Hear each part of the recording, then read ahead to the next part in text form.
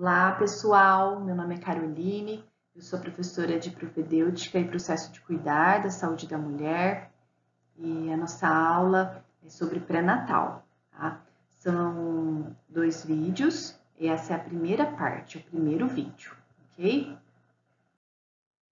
Bom, e nessa primeira parte nós vamos falar sobre a solicitação e interpretação de exames durante o pré-natal e sobre a vacinação da gestante, tá? No próximo vídeo, nós vamos ter a parte 2 e vamos dar continuidade falando sobre diagnóstico nutricional, condutas nas queixas e desconfortos mais frequentes na gestação, sinais de alerta na gestação e plano de parto, ok? Bom, os objetivos desta primeira parte da aula é identificar e interpretar os exames do pré-natal e conhecer o calendário vacinal da gestante. Em relação à solicitação e interpretação de exames do pré-natal, um dos exames a ser solicitado no pré-natal é o tipo sanguíneo e fator RH, já na primeira consulta. E o resultado vai ser o tipo sanguíneo e o fator RH, né, que pode ser positivo ou negativo. Se o fator RH for negativo e o pai for desconhecido ou um pai com fator RH positivo, é preciso realizarmos a solicitação do exame de Cumbis indireto. Se a mulher tiver um antecedente de hidropsia fetal ou neonatal, independente do RH, precisaremos também solicitar o Cumbis indireto. O teste de Cumbis indireto, realizado a partir de 24 semanas de gestação, pesquisa os anticorpos anti-RH no sangue da gestante. E se esse teste de Cumbis indireto for positivo, significa que a gestante foi sensibilizada. Aí é necessário referenciá-la ao pré-natal de alto risco. Se o Cumbis indireto for negativo, significa que a gestante não foi sensibilizada. E aí as condutas são repetir esse exame a cada 4 semanas e administração de imunoglobulina anti-D até 72 horas após o parto. Essa administração de imunoglobulina anti-D também ocorre se o recém-nascido for RH positivo e o Cumbis direto for negativo, após abortamento, uma gestação ectópica, gestação molar, sangramento vaginal ou após um procedimento invasivo, biópsia de vilo, amniocentese, acordocentese, e se a mãe é RH negativo e o pai é RH positivo. Outros exames a serem solicitados são hemoglobina e hematócrito, na primeira consulta e no terceiro trimestre de gestação. Se a hemoglobina for maior do que 11 gramas por decilitro, significa que a mulher não tem anemia e precisaremos só suplementar com 40 miligramas de ferro elementar. Se a hemoglobina der um valor entre 8 gramas por decilitro e 11 gramas por decilitro, significa que ela tem uma anemia leve a moderada. Aí precisamos pesquisar parasitoses intestinais, alguma deficiência nutricional e fazer a suplementação de 40 miligramas por dia de ferro elementar, que corresponde a 200 miligramas por dia de sulfato ferroso. Bom, e precisamos tratar e acompanhar a hemoglobina após 60 dias. Se a hemoglobina for menor do que 8 gramas por decilitro, a mulher apresenta uma anemia grave, ela deve ser referenciada a um pré-natal de alto risco e acompanhada. Outro exame a ser solicitado é a eletroforese de hemoglobina na primeira consulta. Em gestantes que tenham um traço falciforme, elas precisam receber informações e orientações genéticas pela equipe de atenção básica. Já gestantes com anemia falciforme, elas devem ser encaminhadas ao serviço de referência. Outro exame a ser solicitado é a glicemia em jejum, na primeira consulta e no terceiro trimestre de gestação. Se o resultado estiver entre 85 e 90 mg por decilitro e a gestante não tiver fator de risco, então ela é considerada normal.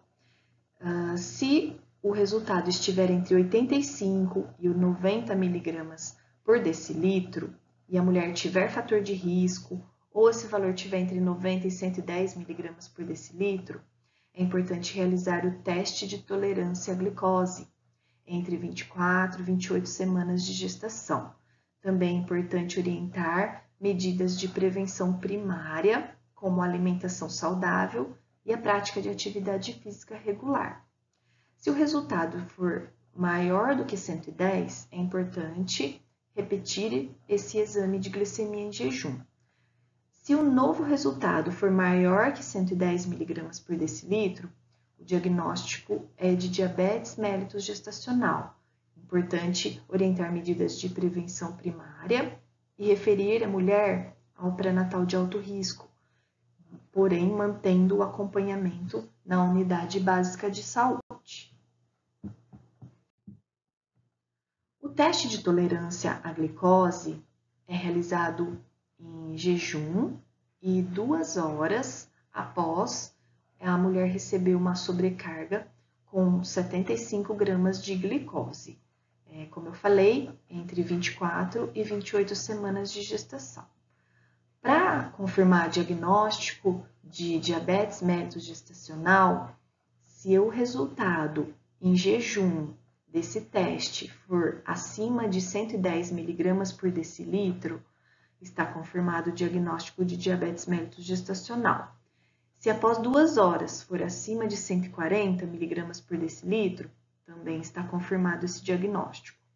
É importante orientar medidas de prevenção primária e referir ela ao alto risco, mantendo o acompanhamento na unidade básica de saúde. Outros exames solicitados são urina tipo 1 e ureocultura, ambos no primeiro e terceiro trimestres de gestação. Se houver leucocitúria, é preciso solicitar uma urocultura. Se tiver cilindrúria, hematúria, sem infecção do trato urinário ou sangramento genital e proteinúria maciça, ou 2 exames seguidos com traços de proteinúria, é importante a avaliação médica e, se necessário, encaminhá-la ao pré-natal de alto risco. Se houver traços de proteinúria no exame de urina, é importante repetir esse exame em 15 dias, mantendo os traços de proteinúria, encaminhá-la ao pré-natal de alto risco. Se houver traços de proteinúria e ela tiver hipertensão e ou edema, ela é referida ao pré-natal de alto risco. Se tiver proteína maciça, ela vai direto para o pré-natal de alto risco. E se houver pielonefrite, referir já à maternidade. Se tiver infecção do trato urinário de repetição, referir também ao pré-natal de alto risco. Na presença de uma urocultura positiva, os antibióticos de escolha no tratamento da bacteriúria assintomática e da ITU não complicada em gestante são a nitrofurantoína, a cefalexina e a amoxicilina clavulanato. Tá? Essas medicações podem ser prescritas aí pelo médico e pelos enfermeiros. Outro exame solicitado é o parasitológico de fezes. Então, quando a mulher tiver anemia presente ou outras manifestações sugestivas, é importante a gente entender que nenhuma droga antiparasitária é considerada totalmente segura na gestação. E as gestantes com parasitoses intestinais só devem ser tratadas quando o quadro clínico é exacerbado ou as infecções são maciças, não sendo recomendado o tratamento durante o primeiro trimestre de gestação. É importante medidas profiláticas, como educação sanitária, higiene correta das mãos, controle de água, alimentos, do solo e, porque esse controle gera um impacto positivo sobre a ocorrência de parasitoses intestinais. Outro teste realizado é a sorologia para hepatite B, o teste rápido, na primeira consulta e no terceiro trimestre de gestação. Se for reagente, é importante realizar o acompanhamento pré e pós-teste, encaminhar a gestante para segmento no pré-natal no serviço de atenção especializada, um serviço de referência, e vacinar contra a hepatite B, caso ela não tenha ainda o esquema completo, e repetir a sorologia no terceiro trimestre.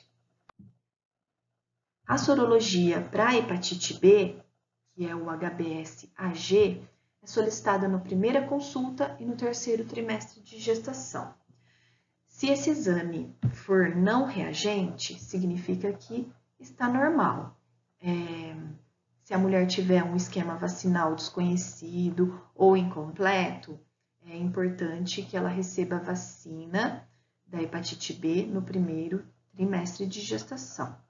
Também é importante lembrar que toda gestante HBsAg não reagente precisa ter a vacina para hepatite B ou ter o seu calendário completado, independente da idade gestacional. Tá? Bom, se o HBsAg for reagente e o HBeAg também for reagente, esse HBeAg é aquele exame que contém a verificação da proteína E do vírus da hepatite B, e indica altos níveis de replicação viral. Tá? Nesse caso, é importante encaminhar a gestante para um serviço de atenção de referência, especializado em hepatites. A sorologia VDRL e o teste rápido para a sífilis são solicitados na primeira consulta e no terceiro trimestre. Se o teste rápido for não reagente ou o VDRL for negativo, significa que está normal. Se o teste rápido for reagente e o VDRL positivo, é importante verificar a titulação para confirmar sífilis. No caso, se for positivo, recomenda-se a administração de benzilpenicilina benzatina na dose de 4.800.000 unidades internacionais para mulheres grávidas com sífilis primária, secundária e latente recente. Tá? Já na fase tardia dessa doença, utilizar a benzilpenicilina benzatina na dosagem de 2.400.000 unidades internacionais. Ok? Bom, outro exame a ser solicitado é a sorologia para toxoplasmose, com a imunoglobulina G e imunoglobulina M. São anticorpos que o organismo produz quando entra em contato com algum tipo de micro-organismo invasor. Né? A IgG é aquela memória imunológica e a IgM ela é considerada mais um marcador da fase aguda de infecção, né? E essas sorologias são solicitadas na primeira consulta e no terceiro trimestre de gestação. Tá? Se o resultado for uma IgG positiva e uma IgM negativa, significa que a gestante já teve contato com o Toxoplasma gondii, portanto, ela possui uma infecção passada, remota. Não é necessário repetir o exame. Se a IgG for positiva e a IgM positiva, é necessário encaminhá-la para avaliação médica, tá? Porque pode estar acontecendo aí uma infecção recente. Ela pode estar apresentando a doença, manifestando a doença. Se apresentar uma IgG negativa e uma IgM positiva, também ela é encaminhada para avaliação médica, pois ela pode estar com uma infecção recente. Né? Bom, se a IgG for negativa e a IgM é negativa também, aí ela nunca teve contato com o toxoplasma e também não está apresentando uma infecção recente, portanto ela é susceptível, né? É importante repetir esse exame a cada 3 meses e no momento do parto, tá? Também é importante que realizemos orientações de higiene, alimentação, para evitar a ingestão de carnes mal cozidas, salame, copa, evitar o contato com solo, terra, jardim, proteger as mãos quando for mexer no jardim, lavar bem as mãos, frutas, verduras, evitar contato com gatos, e não consumir leite, derivados crus, não pasteurizados, de vaca ou de cabra.